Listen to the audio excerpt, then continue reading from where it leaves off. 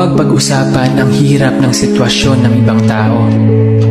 Lalo na kung puro panghusga ang mapupuna mo sa kanila. Oo, madaling magsalita lalo't hindi ikaw yung nasa sitwasyon nila.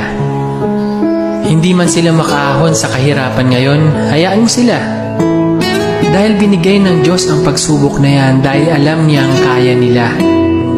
Kaya nilang lagpasan. Magpasalamat ka ako dahil hindi ikaw yung nasa kalagayan nila. Dahil baka hindi mo kayanin yung hirap na pinagdadaanan nila. Lagi mong tandaan, bilog ang mundo. Baka dumating yung araw na ikaw yung makakaranas ng pinagdaraanan nila. At sila naman yung tatamasa ng ginhawa na meron ka ngayon. Kaya huwag magsalita ng tapos.